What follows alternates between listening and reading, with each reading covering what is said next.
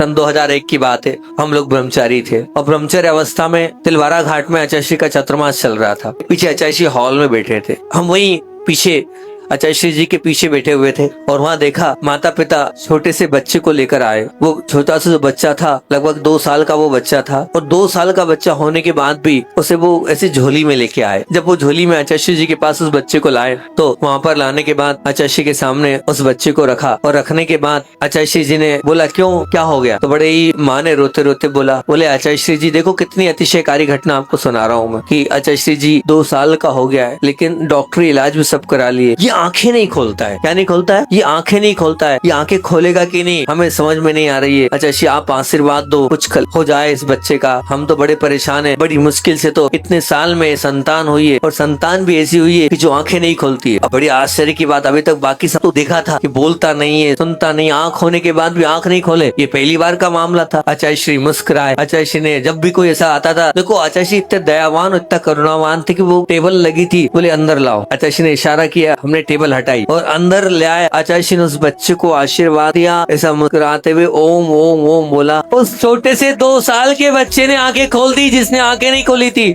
सोचो, विचार करो, आचार्य ने ओम ओम बोला और उस बच्चे ने आंखें खोल दी। साक्षात मेरे सामने की ये घटना थी। मैं दंग रह गया कि क्या है। वो माता पिता बिल्कुल रोने लग गए कि आचार्य जी बच्चा अभी तक नहीं देखता था। आचार्य ने आशीर्वाद दिया, नहीं अब सब अच्छा हो जाएगा। आचार्य ज्ञान सागर जी महाराज जी की जय बोलो। सब आचार्य ज्ञान सागर जी महाराज जी ने ठीक किया और उनको बार बार याद किया।